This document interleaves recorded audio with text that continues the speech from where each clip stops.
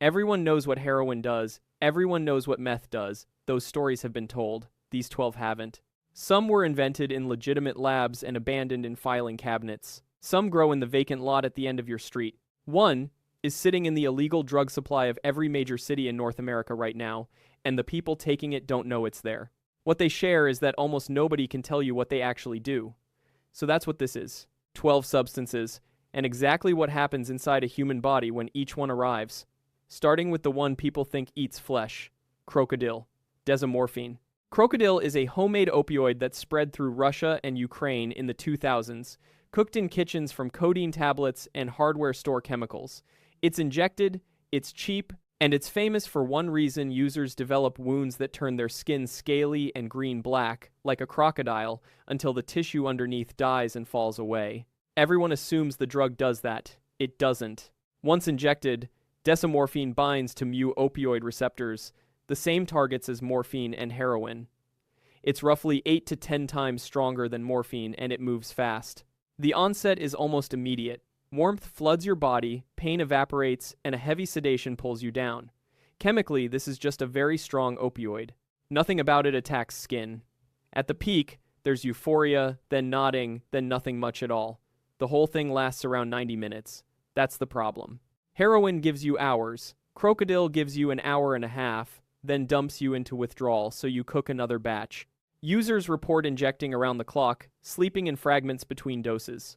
The wounds come from everything else in the syringe. The cook is never purified. Red phosphorus, iodine, industrial solvents, sometimes gasoline, all of it goes into the vein alongside the opioid. Those chemicals burn the vessel wall from the inside. The vein scars shut, clots, and collapses. Every tissue downstream loses its blood supply and begins to rot while still attached to a living person. Then the opioid makes sure you don't care. By the time the damage is visible, it's often gone to the bone. Amputation is common. Infection does the rest. In the worst reporting from that era, survival after starting was measured in a couple of years. Crocodile isn't a flesh-eating drug. It's a painkiller dissolved in poison, and the poison eats you while the painkiller holds you still. Bromo dragonfly. Bromo dragonfly was built in a university lab in the late 1990s as a research tool. Nobody was ever supposed to take it. It got its name because the molecule looks like an insect on paper. Two rigid rings fused to the core like wings. Those wings are the entire story. Once swallowed, Bromo dragonfly binds to the 5-HT2A serotonin receptor, the same receptor LSD uses, but a normal psychedelic binds, signals, and lets go. This one locks on. The rigid structure holds it in place at the receptor, and it refuses to leave. The onset is slow and deceptive, sometimes taking hours. People assume nothing is happening. They take more. That decision has killed people. At the peak, the visuals resemble a heavy psychedelic, but the duration doesn't resemble anything. Reported trips run a full day, 2 days, sometimes 3, not still feeling it, still hallucinating, still unable to sleep, still unable to think in a straight line, 48 hours later, with no way to stop it and nothing a hospital can give you to make it end. Then the receptor problem gets worse. 5-HT2. Receptors aren't only in your brain. They line the smooth muscle of your blood vessels. A drug that switches those on and won't switch off clamps your circulation shut for days. Fingers and toes go cold, then gray, then blue. Documented cases include ischemia and gangrene. People have lost limbs to a hallucinogen. The come down, when it finally arrives, leaves exhaustion, confusion, and in some cases permanent vascular damage. And it's active in quantities too small to see. There are recorded deaths from people who couldn't measure it, took what they believed was an ordinary amount, and were wrong by a margin invisible to the human eye. It's a laboratory instrument that escaped into the world, and it does not have an off switch. Ibogaine. Ibogaine is an alkaloid from the root bark of the iboga shrub, native to Gabon, where it's been used for centuries in Bwiti initiation ceremonies that last an entire day and night. Underground clinics in Mexico, Costa Rica, and New Zealand now use it for one purpose: interrupting opioid addiction. It reportedly works. That's not the problem. Once swallowed, ibogaine spreads through multiple systems at once: opioid receptors, NMDA receptors, sigma receptors, and appears to upregulate a growth factor called GDNF that may physically repair damaged dopamine circuitry. The onset begins within a few hours. Nausea comes first, often violently. Your body becomes heavy and immobile, pinned to the bed, unable to stand. Then the visions start. At the peak, you're locked inside your own head for 12 hours or more, eyes closed. It isn't a psychedelic trip in the ordinary sense. There's no geometry, no euphoria, no exploration. People describe an autobiographical film, memories you forgot, trauma you buried, every choice you regret, replayed in detail, with no ability to look away and no ability to move. Users describe seeing their own addiction from the outside as a pattern for the first time. As the come down unfolds across the next day, something strange happens. Physical opioid withdrawal, the vomiting, the cramps, the sweats that should be tearing them apart simply isn't there. Not suppressed. Absent. Cravings drop sharply or vanish. The reward system appears to reset, and ibogaine blocks the hERG potassium channel. That channel handles the electrical reset of every single heartbeat. Block it and the QT interval stretches. Stretch it far enough and the heart drops into a lethal arrhythmia called torsades de pointes. Deaths cluster around 1 in a few hundred treatments, most of them cardiac, most in people whose hearts were never screened beforehand. Ibogaine may be the most important addiction treatment ever discovered. It can also stop your heart while it's curing you. Scopolamine, devil's breath. Scopolamine comes from nightshade plants, including the drooping trumpet-flowered trees that grow on street corners all over Bogota. Colombians call it burundanga.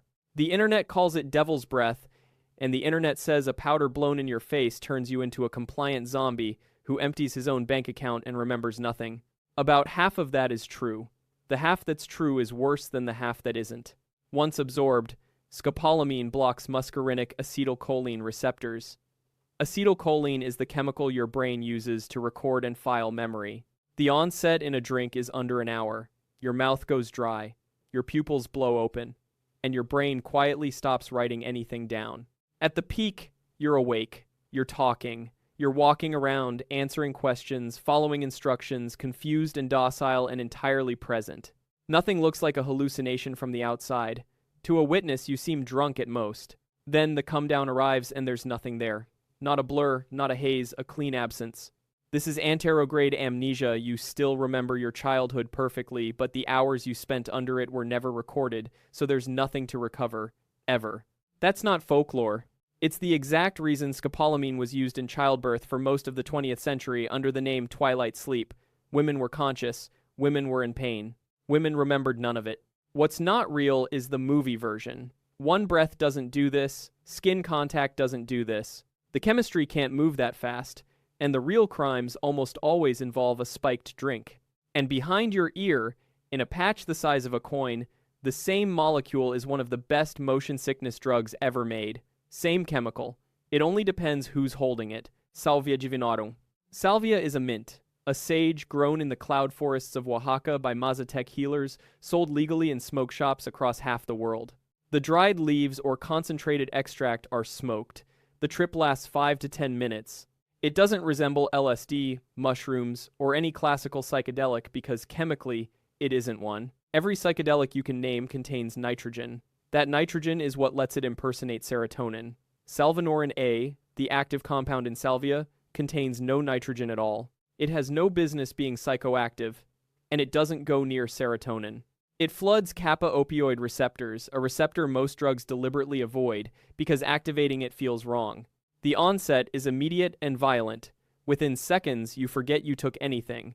Within a few more, you forget you're a person. Reality doesn't shift, it's replaced.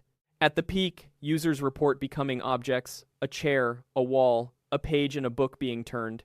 Some describe being stretched across dimensions, pulled sideways out of the world, or living another person's entire life from birth to death in the space of a few minutes. Laughter is common and purely mechanical, the body reacting while nobody's home. There's no euphoria and no insight. Just alien confusion and the total certainty that this is permanent. Then the come down starts as abruptly as it began, because your body clears salvinorin A almost instantly. Reality rebuilds in pieces. Language comes back. Your body comes back. Your name comes back. Most people are left disoriented, disturbed, and finished with it forever. Salvia offers no wisdom, no fun, and no connection. What it does offer is the most potent natural hallucinogen ever found. working through a receptor nobody expected, in a plant so domesticated it can barely reproduce without human hands. Datura, Jimson weed. Datura grows wild on 6 continents, roadsides, vacant lots, farmland. There is a good chance it's within walking distance of you right now. It's free, it's legal, and it's brewed as tea or eaten as seeds. It's also the substance almost nobody tries twice. Datura contains scopolamine, atropine, and hyoscyamine, blocking the same acetylcholine system as devil's breath, but for far longer. The onset creeps in over an hour or two. Your mouth turns to sandpaper. Your pupils dilate so wide that light becomes painful. Your skin flushes red and burning hot, and you stop sweating entirely, so your body loses its only way to cool itself. Then reality is replaced, and you don't notice. This is what a deliriant means, and it's the line that separates Datura from every psychedelic on this list. A person on LSD knows they took LSD. A person on Datura does not know they took anything. At the peak, you hold full conversations with people who aren't in the room. You see friends, relatives, strangers, spiders seamlessly integrated into the actual furniture, in the actual light. You answer them. You go looking for cigarettes you never had. There's no, wow, this is the drug. There's just a wrong world, believed completely, for 1 to 3 days. The come down takes days more. Vision stays blurred for a week in some cases, because the alkaloids are still sitting in your eyes. Memory of the episode is patchy or gone, and the dose is impossible. Alkaloid content varies wildly between species, between individual plants, between the leaf and the seed, between one season and the next. 2 seeds from the same pod are not the same drug. Hyperthermia, seizures, and death are documented outcomes, and the emergency room mnemonic exists for a reason. Blind as a bat, mad as a hatter, red as a beet, hot as a hair, dry as a bone. Nearly every account you'll find online ends with the same 2 words. Never again. Amanita muscaria. Fly agaric. Red cap. White spots. It's on your emoji keyboard. In Alice in Wonderland. In Mario. In every fairy tale ever illustrated. Everyone assumes it's the magic mushroom. It contains no psilocybin whatsoever. Once eaten, the fly agaric delivers ibotenic acid and muscimol, and they work in the opposite direction from every mushroom you're thinking of. Psilocybin acts on serotonin and pushes your brain toward stimulation and visual complexity. Muscimol is a potent agonist at the GABA-A receptor, the same receptor targeted by alcohol, benzodiazepines, and general anesthesia. It's a sedative. The onset takes 30 to 90 minutes and starts with nausea, sweating, and twitching muscles. At the peak, you don't trip, you sink. Your limbs feel disconnected and rubbery. Objects distort in size, things swell or shrink, which is very probably where Alice got it. Sound comes and goes. You drop into sudden sleep without meaning to, and the dreams that arrive are vivid enough that people report being unable to tell afterward which parts were the room and which were the dream. The come down is a long, groggy hangover with headache and nausea that can last into the next day. The complication is ibotenic acid. It's a structural mimic of glutamate, your brain's main excitatory transmitter, and in isolation, it's an excitotoxin. It can overstimulate neurons until they die. Your body slowly converts it into muscimol, but the conversion is partial and unpredictable, and the sweating and twitching you feel early is the ibotenic acid still on board. Despite 1,000 years of reputation, it very rarely kills people. That reputation is mostly Victorian nervousness about mushrooms. But not lethal and safe are different sentences. The most famous mushroom on Earth isn't a psychedelic. It's alcohol in a costume, and it's carrying a neurotoxin, methoxetamine, MXE. Around 2010, a new dissociative appeared for sale online with a very specific promise. It was, allegedly, bladder-friendly ketamine. That promise was aimed at a real problem. Heavy ketamine use destroys the bladder, a condition where the bladder wall inflames and scars until it shrinks, sometimes to a fraction of its capacity, sometimes permanently, sometimes to the point of removal. Methoxetamine was reportedly designed by a chemist who had it to keep the dissociation and delete the damage. Once swallowed, MXE blocks NMDA receptors, the same as ketamine and PCP, but it was also built with significant serotonin activity, and that changed everything. The onset is slow. That's the first killer. Ketamine arrives in minutes. MXE can take over an hour. People assumed it hadn't worked and took more. By the time the first amount landed, so did the second. At the peak, The dissociation runs deeper and far longer than ketamine hours instead of 40 minutes. Your body disappears. You watch yourself from somewhere else. But the extra serotonin brought something ketamine doesn't. The risk of serotonin toxicity, agitation, racing heart, rigid muscles, dangerous overheating. Some users developed severe cerebellar toxicity, unable to walk, unable to coordinate, staggering for hours. The come-down stretches long, groggy, and confused. There are deaths on record, and the bladder damage came anyway. MXE is the cleanest lesson on this list. You cannot reason your way to a safer drug. The receptor doesn't care how good your logic was. Only trials find out, and nobody ran any. Nitazines. In the 1950s, a Swiss pharmaceutical company went looking for a non-addictive painkiller and synthesized a family of opioids called nitazines. They were extremely potent. None were ever approved. The files went in a drawer for 60 years. Around 2019, they came out of the drawer. Once absorbed, nitazines act as full mu-opioid agonists, and several are estimated to be substantially more potent than fentanyl. The onset is fast. Warmth, sedation, and then breathing that slows and stops. But potency isn't the story. Hospitals use extremely potent opioids safely every single day because the amount is known. Here's the story. Nitazines are being pressed into counterfeit pills. They're turning up in fake Xanax, in fake oxycodone. In supply people believe is something else entirely. Someone takes what they think is a sleeping tablet and has no idea they now need to be watched for respiratory failure. There's no peak to describe because the people it kills never knew there was going to be one, and they bind so tightly that naloxone struggles. Reversing an overdose can take repeated doses and prolonged monitoring because the drug can outlast the antidote. A person can be brought back, then stop breathing again in the ambulance. They've now been detected across North America, the UK, Europe, and Australia. And the list of variants keeps growing because every time one is banned, a chemist edits the molecule. Nitazines are the rarest drug on this list that you might already have taken. That's the entire danger. It isn't a drug people choose. It's a drug that arrives. Xylazine. Tranq. Xylazine is a horse tranquilizer. Not an opioid, not a stimulant, and not approved for humans anywhere on Earth. It's an alpha, 2-adrenergic agonist used to sedate cattle and horses, and it's been on the veterinary market since the 1960s. Since around 2019, it's been quietly added to the illicit opioid supply because it's cheap and it makes a short high last longer. Once injected, xylazine slows your central nervous system hard. Blood pressure drops, heart rate drops, breathing shallows. The onset is fast and the sedation is heavy. People describe going out on their feet, waking hours later in the same spot, having lost the whole afternoon. There's no peak worth describing. That's not why it's here. Naloxone does not touch it. Naloxone works by knocking opioids off the mu receptor. Xylazine isn't on the mu receptor. It isn't on any opioid receptor.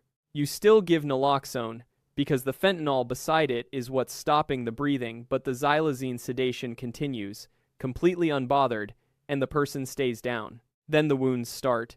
Xylazine causes severe necrotic ulcers that open at injection sites and, unmistakably, on limbs that were never injected at all. Arms that never held a needle. The mechanism is still being worked out. Vasoconstriction from the alpha. 2 activity is the leading suspect, but the outcome is documented in thousands of people. Deep, slow-healing craters that expose tissue, resist treatment, and end in amputation. And withdrawal from xylazine isn't opioid withdrawal. Methadone doesn't fix it. Buprenorphine doesn't fix it. There's no established protocol because nobody ever planned for humans to be dependent on a drug meant for horses. Nobody chose this one either. It was added to their supply, and now it's in their legs. Flakka. Alpha PVP. For about 18 months in 2015, American television decided a drug called Flakka was turning people into zombies. The clips ran on loop, people tearing off their clothes, screaming in traffic, taking 6 officers to restrain. The chemistry behind that footage is almost boring. Alpha PVP is a synthetic cathinone, a chemical cousin of the stimulant in the cot leaf chewed across East Africa for centuries. Once snorted or smoked, it blocks the transporters that clear dopamine and norepinephrine out of your synapses. Same basic action as cocaine, but far more potent and far, far longer. The onset is minutes. Euphoria surges, energy spikes, and you feel capable of anything. At the peak, it stops being pleasant. Unlike MDMA, alpha PVP doesn't release serotonin. There's no warmth, no empathy, no connection, just dopamine and adrenaline floored for hours with nothing to soften them. Paranoia sets in, then agitation, then excited delirium, complete panic, total loss of contact with reality, and a body temperature climbing past the point where proteins survive. That's what the footage actually shows. Those people weren't insane. They were cooking from the inside and tearing their clothes off trying to cool down. Extreme hyperthermia causes rhabdomyolysis, your muscle tissue liquefies, and the debris shreds your kidneys as it passes through. That's what kills, and it kills after the ambulance arrives. The come down, if you get one, is days of depression, paranoia, and insomnia, with a compulsion to redose that outlasts almost anything else. The panic ended. The chemistry never did. Cathinones are still here, just wearing new names. 5. MEO-DMT. Toad venom. The Colorado River toad lives in the Sonoran Desert with glands behind its eyes that secrete a defensive venom. Dried and vaporized, that venom is one of the most powerful psychedelics known. The experience lasts 10 to 20 minutes. It's not DMT, it's a different molecule and a completely different event. Once inhaled, 5. MEO-DMT floods serotonin receptors with a pull toward 5-HT1A so overwhelming that the onset isn't measured in minutes. It's one breath. Reality is gone before you exhale. At the peak, there's nothing to describe, because there's nobody there to describe it. You don't see visuals. Visuals require a viewer. There's no time, no body, no name, no thoughts, no room. Some report merging with everything that exists, infinite white light, a presence of pure being. Others report being erased while somehow remaining conscious of it, which is the single most terrifying thing a human nervous system can report. Then the come down assembles you again from parts. Your body, the room, the floor, your name, last. Most people are left shaking and unable to speak for an hour. Some describe permanent peace. Some describe trauma. There's a danger nobody mentions. Combine it with an MAOI, and you get serotonin syndrome, which can be fatal. And the intensity itself has left people with lasting psychological damage. There's no easing in, no dose you can feel your way into, no ability to steer. And then there's the toad. Demand is driving collectors into the Sonoran Desert to milk a wild animal for a molecule chemists can synthesize identically in a lab. Same compound, same effect, no toad required. The species is being hunted for something it doesn't need to provide. The venom that shamans use for transcendence doesn't take you on a journey. It deletes you, then hands you back. 12 substances, none of them evil. Every single one is a receptor doing exactly what it was always going to do. Crocodile isn't flesh-eating, it's a solvent problem. The fly agaric isn't a psychedelic, it's a sedative in a costume. Devil's breath doesn't zombify you, it just deletes the recording. Ibogaine cures addiction and stops hearts with the same molecule. And a toad in the desert is being hunted for something a lab can make from scratch. The chemical never knew what it was supposed to do. Somebody guessed which receptor they were touching. Every one of them guessed wrong.